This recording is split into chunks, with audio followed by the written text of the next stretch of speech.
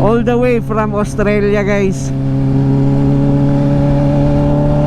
Bumisita dito sa Pilipinas.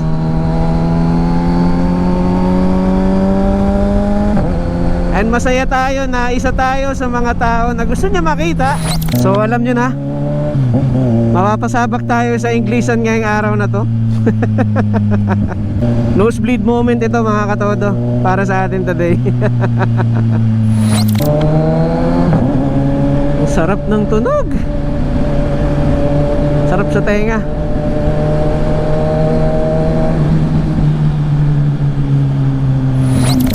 "16 minutes away para mag-English na tayo all the way."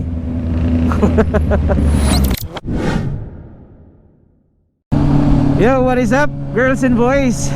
Magandang umaga, mga katodo. And today is a special day. Today, guys, samahan nyo kami. Actually, kasama ko ang aking OBR today. Parang first time to na pupunta ako ng MOA ng naka-big bike. Another first for us. At kasama natin ang ating Ninja 1000 SX.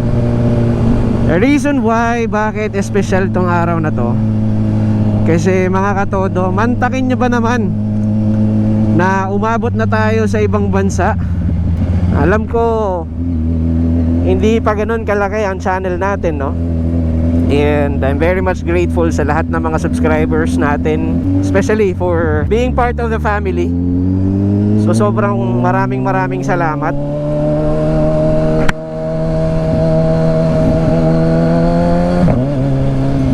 And speaking of family, isa sa membro ng ating pamilya sa ating channel, galing sa Australia, mga katodo. All the way from Australia, guys. Bumisita dito sa Pilipinas.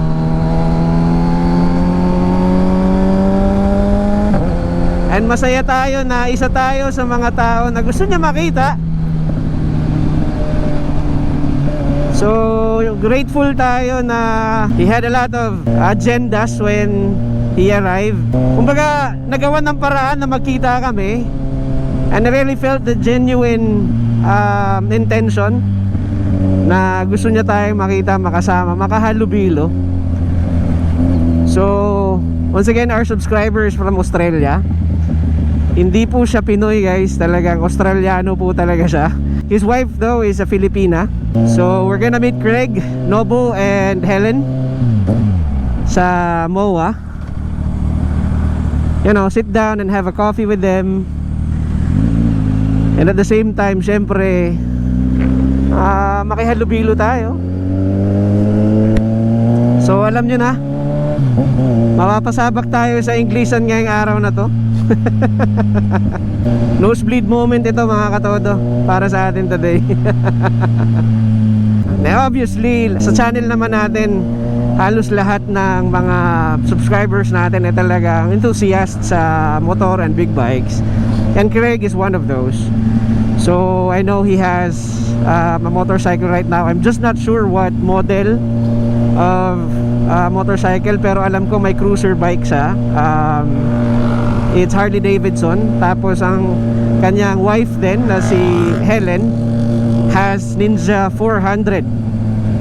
So nagsimula yung friendship namin, no, ni Craig when he reached out to me asking for opinions or details dito sa ating bike, because I know this is one of the bikes na pinagpilian niya ng mga panahon na yon. Ito tsaka H2 SX ata, parang ganon yung pinagpilian niya. We are in contact talaga. We message once in a while kung nagkukumustahan kami, and he's showing me his adventures on his bike with his wife. Kumbaga, nabuo talaga yung pagkakaibigan dahil sa passion at pagmamahal sa pagmamotor, no? Nakakataba lang ng puso, no, na alam mo yun, our intention is to share the passion by riding and, you know, by traveling, by going into places na, you know, sa pagmamotor. And hindi mo sukat akalain na hindi lang tayo mga Pinoy, ano ba tamang word dyan, ang magkakaisa para sa isang goal din and passion, or magbubuklod-buklod. Napakalalim na Tagalog dun no? Magbubuklod-buklod para sa isang passion. And it's just ecstatic sa pakiramdam, yung sobrang saya lang na kahit ibang lahi, no? Because of the love sa pagmumotor, talagang kumbaga we're bridging the gap and this is what's happening right now. So I'm very much thankful and very much looking forward na makita natin at makalubilo natin ang isa sa ating mga subscribers, mga katodo. Papabomba siguro.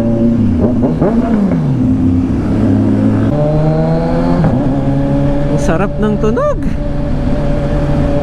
Sarap sa tenga.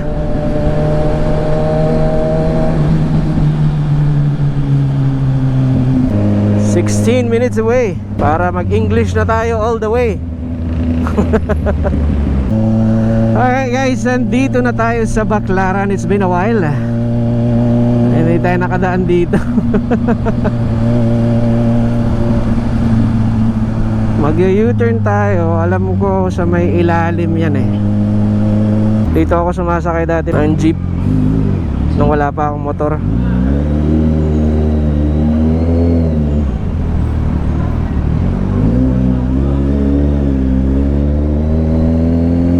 May nakikita ka bang Starbucks dyan? Oh yeah. Asan? Left? Or right? On the right side. Pagtawid natin dito sa right na?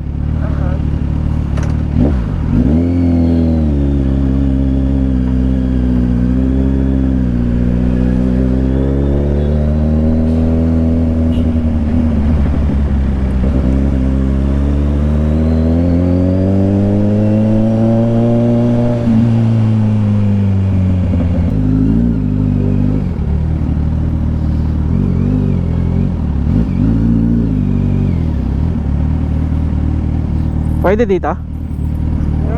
There's something over there.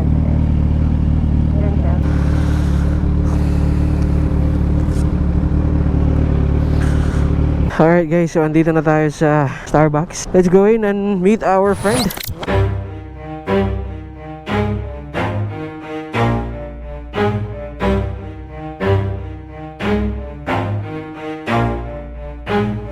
Never stop, I'll get it if I want it.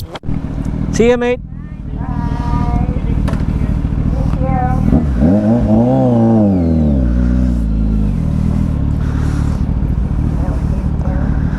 Yeah, I think so.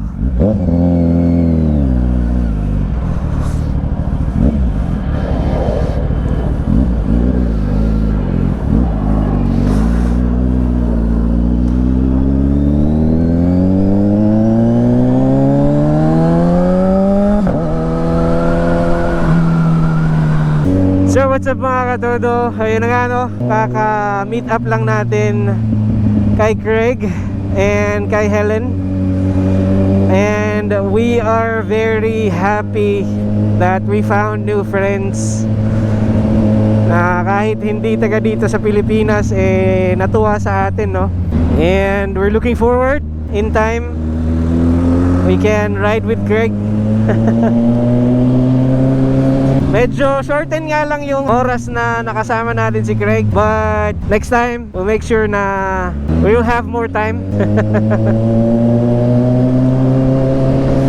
And nakwenta rin sa atin ni Craig na he'll try to check kung magkano yung panniers dun sa Australia, kasi aminado naman yan na talagang medyo mahal talaga dito sa Pilipinas, or wala nga dito sa Pilipinas. And he mentioned din na merong discounts kasi din doon sa Australia. So let's see. Kasi dito nung nag-inquire ako, nasa around 80,000 to 100,000 yung cost ng panniers neto. So let's see. Hoping it will work out. Thank you so much Craig and Helen once again for the time and those stories that we shared. It's fun to meet you guys, and looking forward to see you again soon, Craig and Helen. And malay natin kami naman ang pumunta dun. Pag pag nanalo ng ano, loto, kahit hindi tumataya.